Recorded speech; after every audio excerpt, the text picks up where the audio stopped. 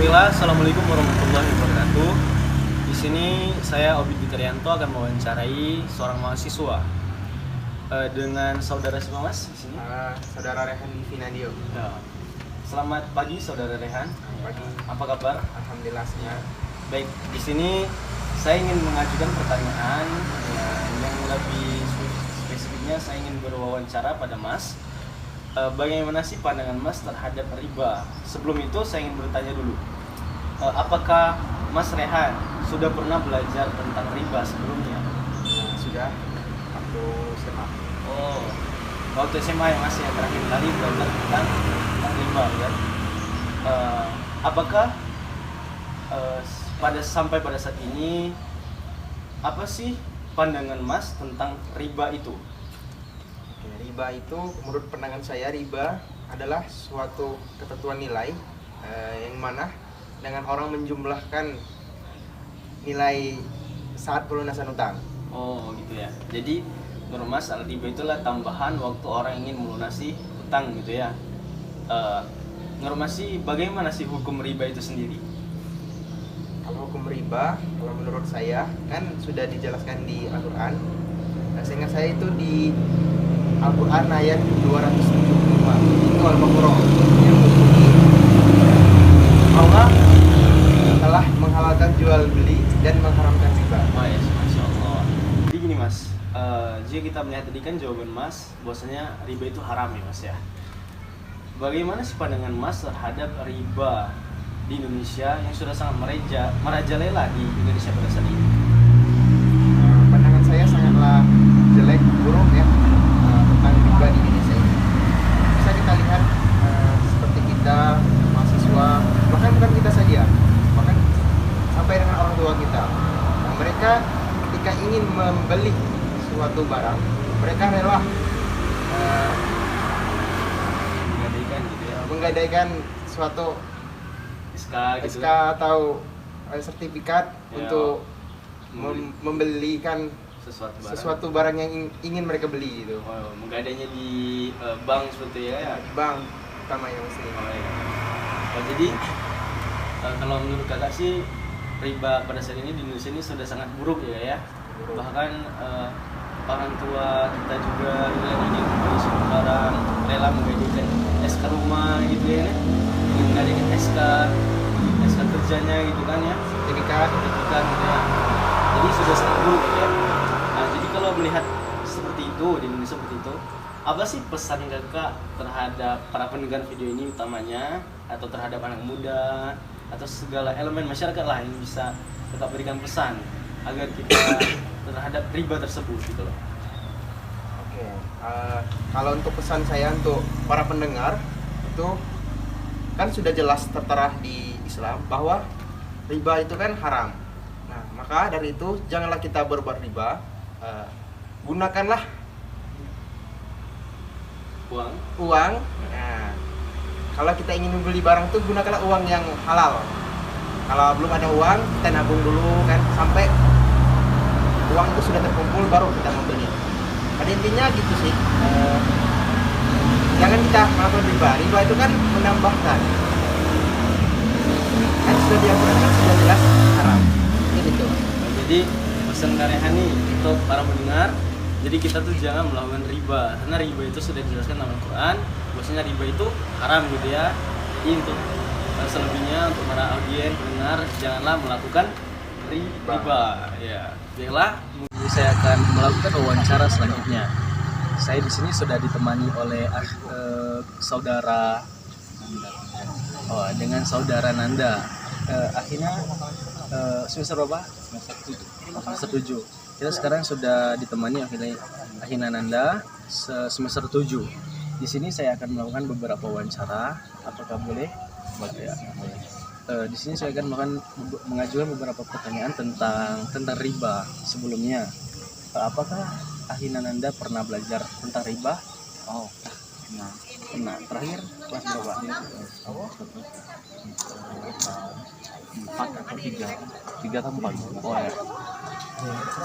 Jadi dari apa yang kakak pernah pelajari, apa sih yang kakak ketahui tentang riba?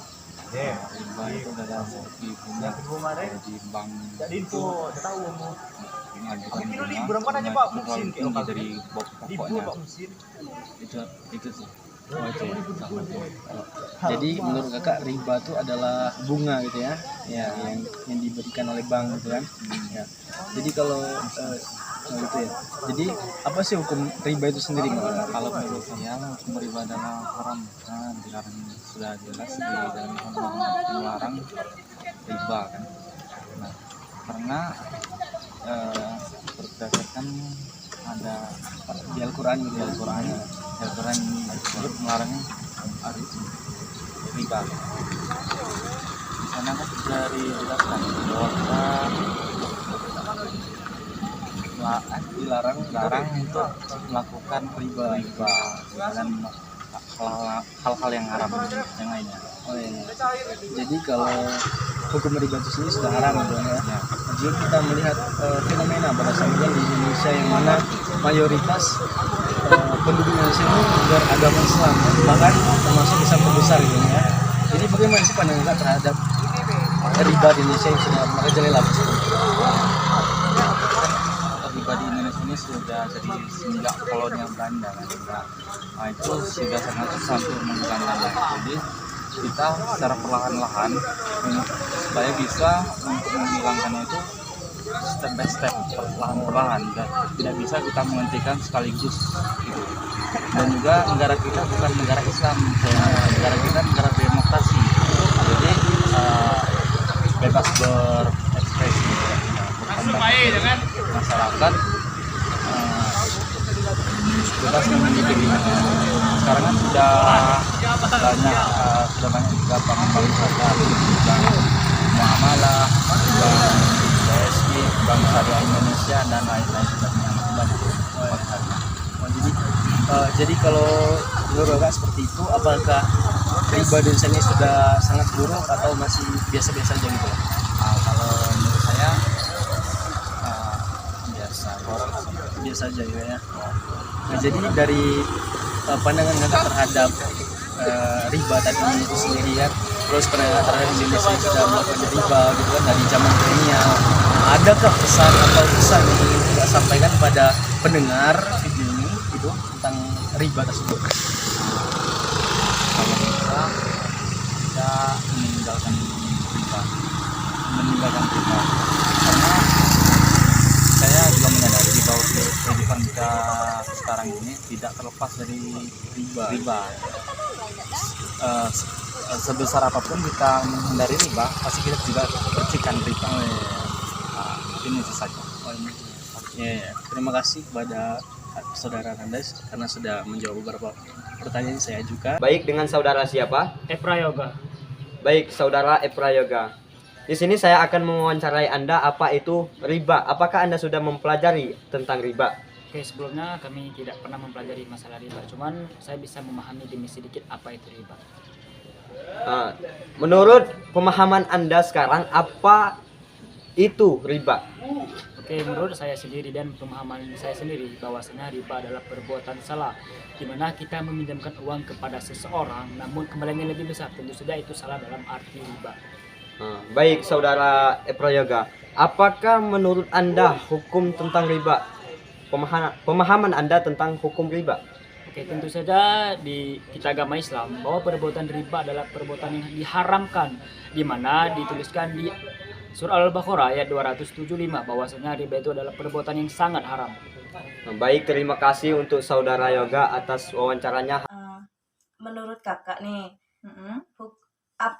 bagaimana hukumnya seseorang yang menyaksikan transaksi riba?